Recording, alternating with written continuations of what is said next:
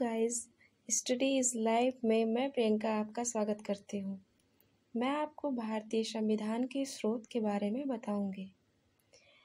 संविधान निर्माण के समय संविधान सभा ने लगभग 60 देशों के संविधानों का अध्ययन किया था और उनकी अच्छी बातों को, जो भारतीय परिस्थितियों के अनुकूल थी, निसंकोच ग्रहण किया। वैसे भारतीय संविधान पर सर्वाधिक प्रभाव भारत शासन अधिनियम 1935 का पड़ा है। हमारे संविधान में संविधान में 395 अनुच्छेद हैं, जिसमें से कि 250 अनुच्छेद भारत शासन अधिनियम 1935 से लिया गया। भारत शासन अधिनियम 1935 में अगर देखा जाए तो इसमें से न्यायपालिका कैग, जो कि अनुच्छेद 148 में है, और लोक सेवा आयोग लिया गया है। अगर हम दूसरे देश की बात करें तो जैसे कि मूल अधिकार हुआ, जो कि अनुच्छेद 12 से लेके 35 तक है।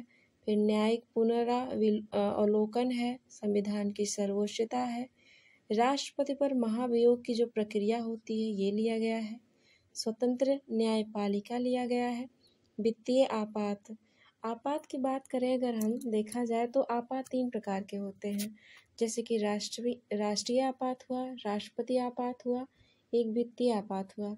लेकिन ये जो वित्तीय आपात है ये यूएसए से लिया गया है। उद्देशिका का विचार अगर देखा जाए तो ये जो पॉइंट हम देखते हैं, ये उद्देशिका का विचार, जिसे प्रस्तावना भी कहते हैं उद्देशिका को, विचार तो यूएसए से लिया गया है। लेकिन अगर यहीं पे प्रस्तावना की भाषा या फिर उद्देशिका की भाषा की बात की जाए तो ऑस्ट्रेलिया से लिया गया है। उसे हम आगे आपको बताएंगे। ये यहाँ से लिया गया। फिर हम आते हैं ब्रिटेन से। आपको तो पता ही है, ब्रिटेन हमारे यहाँ जो है शासन करता था, तो वहाँ से काफ़ी चीज़ें ली गई जो अच्छी थी उनके संविधान में। जैसे देखा जाए, संसदीय शासन व्यवस्था हुआ, फिर संसदीय विशेषाधिकार है, विधि का शासन हुआ, एकल नागरिकता है, द्विसदनीय व्यवस्था, ये ब्रिटेन से लिया गया है। द्विसदनीय व्यवस्था की बात करें तो जैसे कि हमारे यहाँ जो है राज्यसभा और लोकसभा दोनों में बटा हुआ है, तो ये ब्रिटेन से लिया गया है।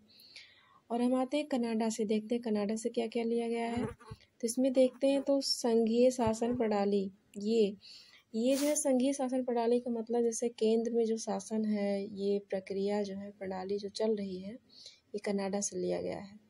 और शक्तियों का विभाजन देखा जाए तो ये भी कनाडा से लिया गया है। तो जैसे अगर हम देखते हैं कि शक्तियों का विभाजन तो 3 तरह से है, एक संघ सूची है, राज्य सूची है, और तीसरा समवर्ती सूची है।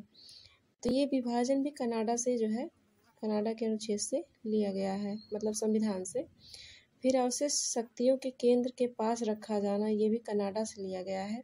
अवशिष्ट शक्तियों का मतलब ये है कि जैसे जो संघ सूची, राज्य सूची और समवर्ती सूची में रखने के बावजूद भी जो मतलब बचते हैं जो विषय, उसको जो है अवशिष्ट शक्तियों के रूप में माना गया है, उसे केंद्र को दे दिया गया है।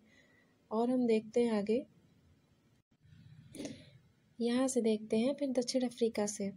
दक्षिण अफ्रीका तो हम देखते हैं अफ्रीका का एक देश है जो कि साउथ में है। तो देखते हैं वहाँ जो लिया गया है, संविधान की संशोधन पद्धति ली गई है, जो कि अनुच्छेद 368 है।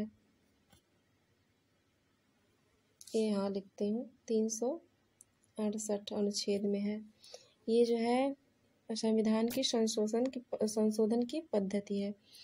और फिर देखते हैं आयरलैंड से देखते हैं तो राज्य के नीति निर्देशक तत्व हैं, ये लिया गया है। फिर राज्यसभा में मनोनयन, जैसे कि 12 सदस्यों का मनोनयन कला, साहित्य, विज्ञान से जो है, ये लिया गया है आयरलैंड से, जो कि कौन करता है, राष्ट्रपति करता है। फिर हम देखते हैं ऑस्ट्रेलिया। तो अभी तो हम देखें कि संघ सूची, राज्य सूची और एक समवर्ती सूची था। संघ सूची, राज्य सूची तो बहुत पहले से आता है, बहुत पहले से ही था भारत में, लेकिन समवर्ती सूची बाद में हुआ, जो कि ऑस्ट्रेलिया से लिया गया। फिर संयुक्त अधिवेशन की बात करते हैं। तो संयुक्त अधिवेशन, जैसे ये राष्ट्रपति बुलाते हैं और जो है इसकी अध्यक्षता जो है लोकसभा के अध्यक्ष करते हैं, और ये अनुच्छेद 108 में है। ये संयुक्त अधिवेशन अभी तक तो 3 ही बार जो है हुआ है भारत में। तो ये जो है अनुच्छेद 108 के तहत आता है। ठीक है, अनुच्छेद 108 के तहत। फिर देखते हैं, अभी हमने पहले ही बताया था कि उद्देशिका की भाषा जो है ऑस्ट्रेलिया से ली गई है, जहाँ की हम पिछली उसमें देखे थे कि जो है ऑस्ट्रेलिया से नहीं, उसकी जो उद्देशिका की जो क्या कहते हैं विचार है वो लिया गया था अमेरिका से, लेकिन भाषा ऑस्ट्रेलिया से। ऐसे हम याद कर सकते हैं, जैसे भाषा इसमें सा है, इसमें भी सा है, तो ऑस्ट्रेलिया भाषा, तो ऐसे हम याद कर सकते हैं। और जर्मनी की बात करते हैं तो आपात उपबंध के समय जो है, जैसे मूल अधिकार का जो खत्म हो जाता है, जब आपातकाल लगता है तो हमारे मूल अधिकार जैसे खत्म हो जाते हैं कुछ 20 और 21 को छोड़ के, तो ये चीज़ जो है जर्मनी से लिया गया है। ठीक है, और हम देखते हैं, बात करते हैं सोवियत संघ की, जैसे रूस जिसे भी कहा जा सकता है। तो मूल कर्तव्य तो बाद में जुड़ा, ये जो है इसका अनुच्छेद जो है 51A है, ये जो है बाद में जुड़ा। ये 42वें संविधान संशोधन 1976 में जुड़ा था, मूल कर्तव्य।